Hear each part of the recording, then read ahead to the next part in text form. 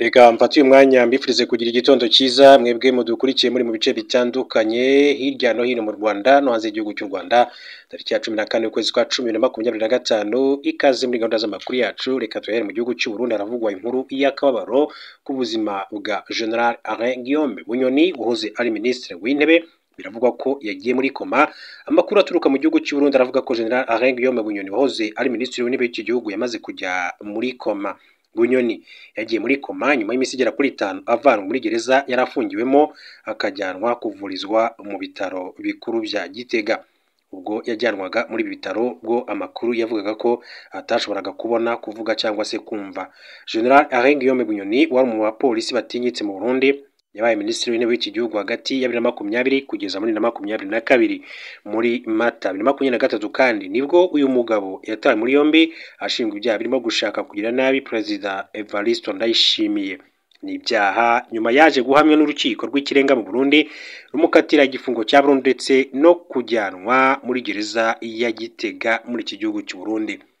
Nibyo ariko abakurikiranira politike mpuzamahanga by'umwihariko mu gihugu cy'u Burundi bavuga ko ashobora kuba yarashyizweho cyangwa se bishingiye ku mpamvu za politike, aho Perezida Evariste Ndayishimiye yatekerezaga ko ashobora kuba yakorerwa kudeta na General Guillaume Bunyoni. Ariko abakurikirana cyangwa se abakurikirana amakuru cyane mu gihugu cy'u Burundi bakavuga ko nta shingiro ibi byaha byari bifite. Hari n'izindi mpamvu nyinshi cyane zijyanye no kuba uyu General Alain Guillaume Bunyoni bivugwa ko yari yaribitseho imitungo myinshi cyane. Akaba rero ari bimwe rero mu bivugwa ko Perezida Evariste Ndayishimiye yaba yaramuhoye nk'uko amakuru akomeza kugenda abivuga. Mu gihugu cya Kenya uwari urinze ingoro ya Perezida yishwe atewe icyuma mu gitondo cyo kuri uwa mbere tariki ya 13 Ukwakira 2025 i Nairobi.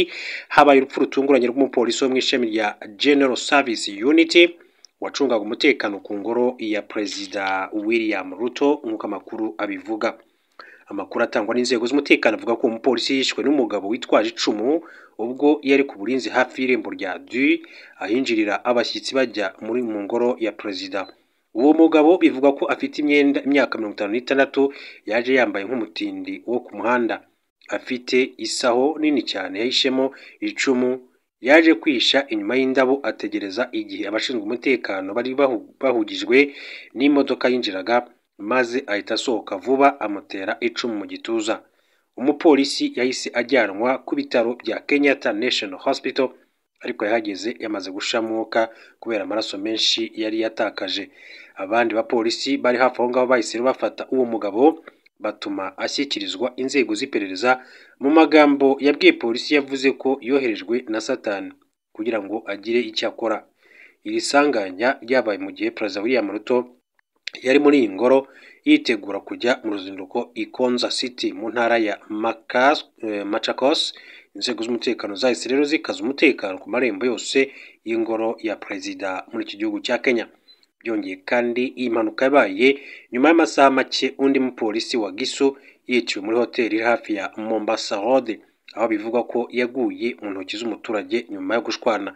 Polisi yatangaje ko iperereza rikomeje kugira ngo amenyekane impamvu y'uyu mugabo n'icyamuteye gukora ubwo bugizi bwa nabi muri iki gihugu cya Kenya ku ngoro ya Perezida William Ruto.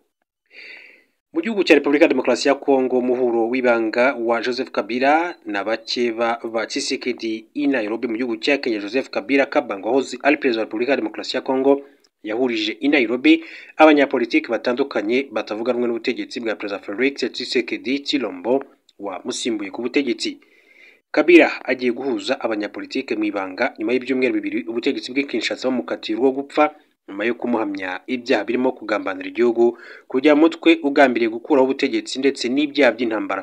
Jeune Afrique yatangaje ko kuri uyu wa kabiri tariki ya 14 Ukwakira aribwo Joseph Kabila ahura n'abari abanyapolitike batavuga rumwe n'ubutegetsi bwa Perezida Felix Tshisekedi. Bamwe mu bantu ba hafi ya Kabila bavuganye n'iki gitangazamakuru bavuze ko iriya nama y'i Nairobi igamije kubaka bundi bushya urugamba rwa politike mu rwego rwo guhangana na Perezida Felix Tshisekedi.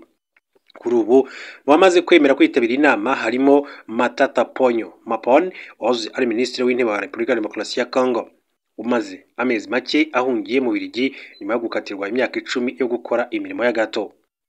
Barimo kandi Seti Kikuni uri mu bahatanye na Perezida Felix Tshisekedi mu matora y'umukuru w'igihugu yo muri 2023.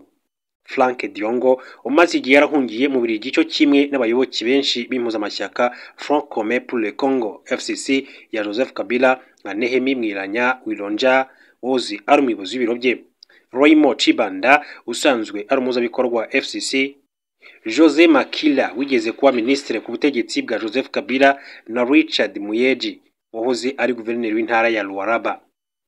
Barimo kandi witwa Kikaya bin Karubi usanzwe ari intumwa yihariye ya Joseph Kabila akanaba umujyanama we cyo kimwe na Patient Saiba. Inama y'i Nairobi icyakora ntabwo yitabirwa n'abanyapolitiki bakomeye nka Moise Katumbi ndetse nta muntu n'umwe uza kuba uyimuhamagariyemo nubwo yari yayitumiwemo. Abandi bayitabira harimo Martin Fayulu, abamwegereye bavuga ko utarigeze atumirwa Jean-Marc Kabund ndetse na Deris Sanga.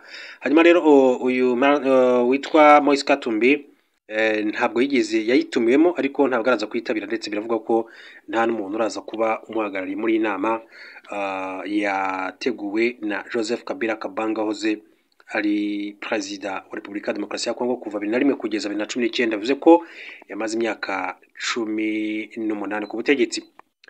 Reka duce mu gihugu cy'Ubufaransa mabwiye ko wahoze ari perezida w'Ubufaransa Nicolas Sarkozy biteganyijwe ko agomba gutangira igifungo cye ku itariki 21 Ukwakira 2025 muri gereza ya La Santé iherereye i Paris, akazaba ari we mukuru w'igihugu wa mbere mu bigize umuryango w'ubumwe bw'Uburayi ugiye gufungwa nyuma yo kuva ku butegetsi.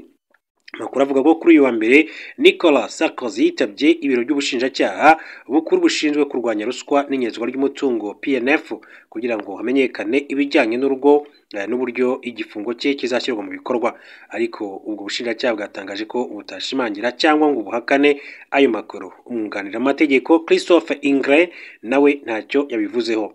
Gereza ya La Santé ni imwe muri gereza ebyiri gusa ziri mu mujyi wa Paris hamwe na Frère Merogi iherereye mu ntara ya Essonne, ifite ahantu hihariye hagenewe abantu bamenyekanye KPV kugira ngo rero barindwe ibibazo by'umutekano muke. Birashoboka kandi ko Nicolas Sarkozy azashyirwa mu cyumba cya wenyine kugira ngo umutekano we urusheho kubungabungwa. Akimara kwinjira muri gereza, abamwunganira amategeko bazaba bemerewe gutanga ubusabe bwo kurekurwa by'agateganyo imbere y'urukiko rw'ubujurire, rukazagira igihe ntarengwa cy'amezi agera kuri 2 ngo rusubize ubwo busabe. Mu gihe byakwanga abazaba bemerewe kongera kandi gutanga izindi nyandiko zisaba kurekurwa. Iyi dosiye itumye Nicolas Sarkozy aba umuyobozi wa mbere w'ikirangire mu Bufaransa ugiye gufungwa, ibintu bifatwa nk'urugero rudasanzwe mu mateka ya politiki y'iki gihugu cy'Ubufaransa. Nicolas Sarkozy yahamijwe kuba yaragiranye amasezerano wahoze ari perezida wa Libya Muammar Gaddafi agamije kubona inkunga y'amafaranga yo gukoresha mu matora yo muri 2007. Abashinjacyaha bavuze ko nyuma yo guhabwa iyo nkunga Nicolas Sarkozy yagombaga gufasha Muammar Gaddafi kongera kugira igikundiro ku ruhando mpuzamahanga nyuma y'uko igihugu cye cyashinjwe uruhare mu bitero by'indege byabereye i Lockerbie muri Ecosse mu mwaka w'1988 n'ibyo muri Niger byahitanye abantu amagana mu mwaka w'1989. Nubwo yahamijwe ibi byaha, Nicolas Sarkozy yakomeje kwamagana icyemezo cy'urukiko avuga ko ari ikandamiza n'akarengane maze ahita ajurira icyo cyemezo. Hanyuma makuru yacu reka tuyasoreze kuri inkuru mbabwire ko ipari mu Bufaransa mutangamanya wa Dr Munyemana ari mu mazabira. Urugeko rw'ubujurire rw'urukiko rwa rubanda rwa Paris mu Bufaransa bagaragaje ko umwe mu batangabuhamya bashinjuye Dr Sosthène Munyemana ashobora gukurikiranwa n'ubutabera nyuma yaho mugenzi we agaragaje ko yamusabye gutanga ubuhamya bw'ikinyoma. Tariki ya 8 Ukwakira 2025 muri urugereko habaye impaka zaturutse mu mutangabuhamya wavuze ko nyina yamutumye gushinjura Dr Munyemana nyamara umubyeyi we baraherukana muri Gicurasi mwaka w'1994 ari mu baregera indishyi ku byaha uyu muganga ashinjwa. Maître Simon Foreman wunganira abaregera indishyi yasabye umutangabuhamya uba mu Bufaransa gusobanura impamvu y'amafaranga yohereje mwishywa we, asobanura ko yari ayo kwivuza kuko yakoze impanuka ya moto kandi ko abajura bamuteye baramwiba. Uyu munyamategeko wakekaga ko uyu mutangabuhamya yashakaga ko mwishywa we ashinjura Dr Munyemana Sosthène yamubajije ku makuru y'uko yabwiye uyu musore ko nakora ibyo amwifuzaho azamushakira akazi mu Bufaransa, asubiza agira ati mbihakanye nivuye inyuma. Tariki ya 10 Ukwakira uyu musore yabwiye urukiko ko nyirasenge yamuvugishije kenshi mbere y'uko ajya gutanga ubuhamya mu Bufaransa kandi ko kubera ko yari azi neza ko ashaka kuba i Burayi yamubwiye ko ibyo byamworohera mu gihe yashinjura Dr Munyemana Sosthene. Ati masenge yari azi icyifuzo cyanjye cyo kujya mu Bufaransa, yambwiye ko byanyorohera kuza gutanga ubuhamya, ko byantwara iminota 30 gusa kuvuga ibi na biriya, kandi ko nyuma yaho nabona ubwenegihugu bw'Ubufaransa. Uyu musore wavutse nyuma ya Jenoside yakorewe Abatutsi mu mwaka w'1994 yasobanuriye uru rugereko ko mbere y'uko ajya mu Bufaransa yaganiriye na se amusobanurira uruhare rwa Dr Munyemana yagize mu bwicanyi bwakorewe muri segiteri ya Tumba. Ati si ngombwa kumuvugaho, twarabaturanyi, papa aramuzi, buri wese yaramuvugaga. Ati kuba yaraje mu Bufaransa byatewe n'uko yakoze Jenoside. Papa yambwiye ko mu kwezi gushize na mbere gato yaho, ubwo natangiraga imyiteguro yo kuza, abunganira abaregera indishyi n'ubushinjacyaha bagaragaje urukigereko ko amagambo y'umusore agaragaza uburyo nyirasenge yashatse kumukoresha kugira ngo abeshye, kandi ko ibyo bigize icyaha. Maître Gisagara Richard yasabye ko aya magambo yashyirwa mu nyandiko z'uru rugereko kugira ngo umutangabuhamya wo ku itariki ya 8 Ukwakira azakurikiranwa n'ubutabera. Mu gitondo cyo kuri wa 13 Ukwakira, urugereko rwemeye icyifuzo cya Maître Gisagara Richard byo kubika aya magambo mu nyandiko zarwo, ibica amarenga ko mu gihe kiri imbere nyirasenge w'uyu musore ashobora gukurikiranwa.